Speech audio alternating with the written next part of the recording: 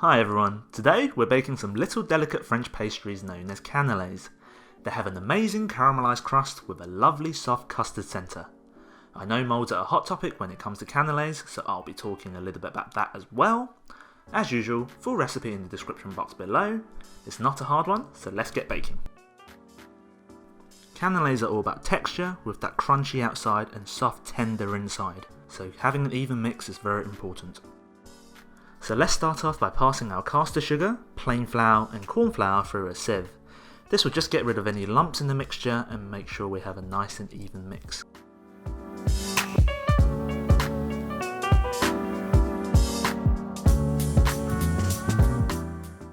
Next, separate your egg yolks into a separate mixing bowl and give it a quick whisk. I've used a measuring jug here, but try to use something with a wider base if you can, and you'll see why later on.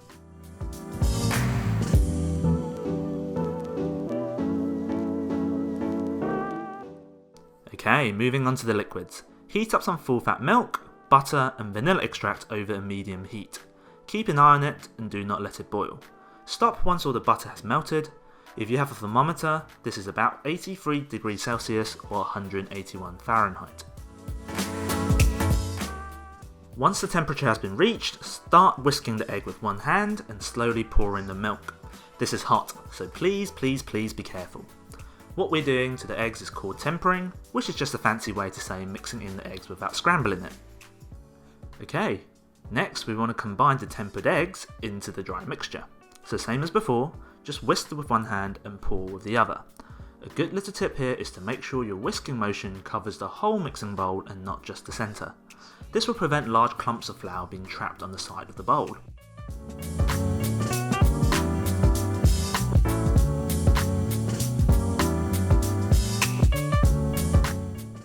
So as I said before, we need to get a nice even mix. To make sure we get rid of all the lumps, pass the mixture through a sieve twice, just like this.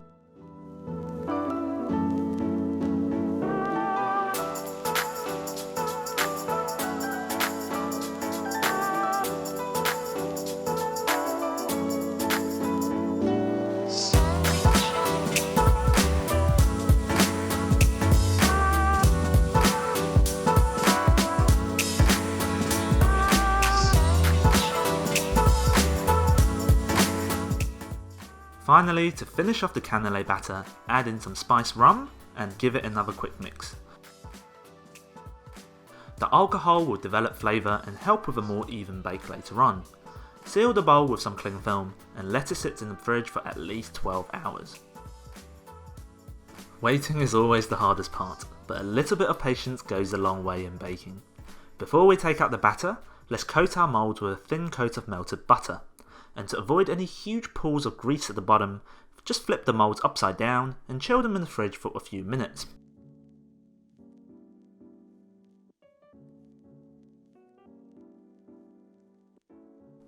In the meantime, take out the batter from the fridge. You'll notice the top may have hardened, but don't worry, just give it a quick mix and pass it through a sieve again just like before.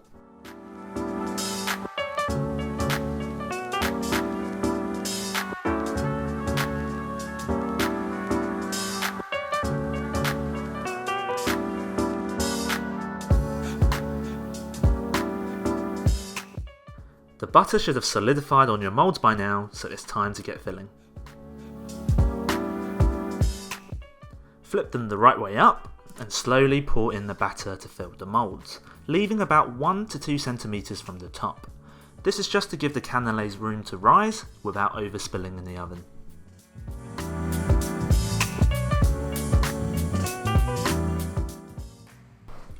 Okay, time to talk about moulds. Depending on what you use, you'll need to bake them for longer or shorter. I'll leave the details on screen right now, but generally speaking, copper moulds like the one you see in the video will get you the best results. Silicone moulds on the other hand require a longer baking time and may not always give an even crust. I'll cover this topic in depth in a separate video, but make sure you watch till the end of this one for a fun little exercise to see if you can guess which mould made which caneles. Once they're done baking, the canele should release from the moulds just like this. If they don't, it's usually because the moulds are not perfectly clean or greased properly. If that is the case, they might not look the best, but on the bright side, they'll still taste just as good. Before eating, leave them on a cooling rack so they can harden and develop that iconic crunchy outside. These are honestly one of my favourite things to bake because they taste so good and look so impressive. And as promised, let's finish with a little guessing game. I've baked caneles with an aluminium, a copper, a cheap silicone and an expensive silicone mould. Can you guess which is which? Leave your answer in a comment down below and I'll reveal my answer in my next video dedicated to canele moulds. Alright, take care and I'll see you guys in the next one.